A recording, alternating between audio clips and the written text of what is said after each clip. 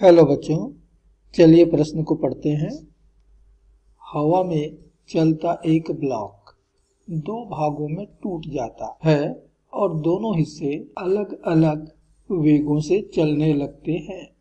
फलस्वरूप तो हमें नीचे कुछ कथन दिए जा रहे हैं। इस प्रश्न के लिए बताना है कि इनमें से कौन सा कथन सही होगा। तो पहला कथन दिया है, ए कुल रेखीय संवेग अवश्य बराबर रहेगा, बी कुल गतिज ऊर्जा अवश्य बराबर रहेगी, सी कुल रेखीय संवेग अवश्य बदलेगा, डी कुल गतिज ऊर्जा अवश्य बदलेगी।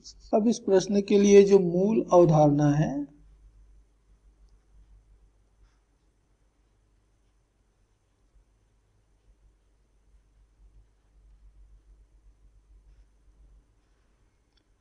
वह है रेखीय संवेग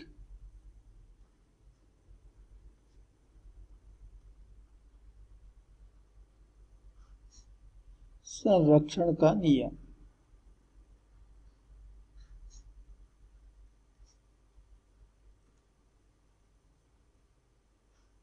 तो इस नियम के अनुसार जब किसी निकाय पर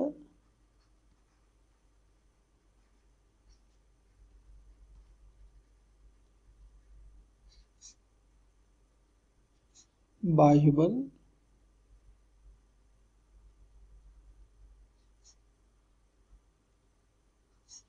आरोपित न हो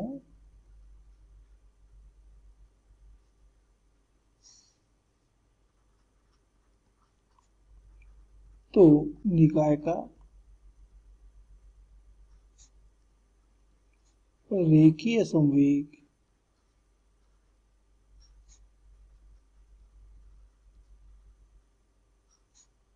संरक्षित रहता है।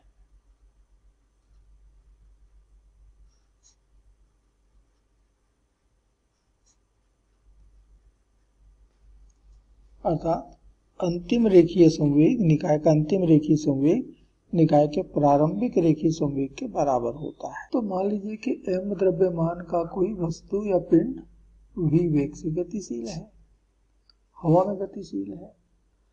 अब ये अचानक से विस्फोटित होकर के दो टुकड़ों में बट जाता है। इसमें से एक टुकड़े का द्रव्यमान मान लो m1 है, वेग मान लेते हैं v1, दूसरे का m2 और इसका वेग मान लेते हैं v2 है। तो ये जो घटना घटी है कि पिंड दो टुकड़ों में विभाजित हो गया है, यह किसी आंतरिक बल के कारण होगा। इसमें हमने कोई बाह्य बल आरोपित नहीं किया है और इसलिए निकाय का संवेग तो संरक्षित रहेगा। अर्थात प्रारंभिक संवेग mv ये बराबर होगा अंतिम संवेग m1 v1 धन m2 v2।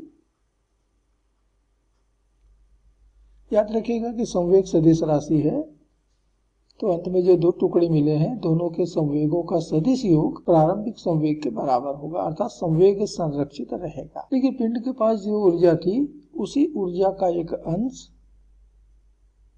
विस्फोट में उपयोग में आ जाता है, विस्फोट के लिए उपयोग में आता है और इसलिए शेष जो आपकी गतिज ऊर्जा होगी, पूरे निकाय की गतिज ऊर्जा, वो प्रारंभिक गतिज ऊर्जा की तुलना में थोड़ा छोटा होगा, क्योंकि गतिज ऊर्जा में थोड़ी हानि तो हुई है।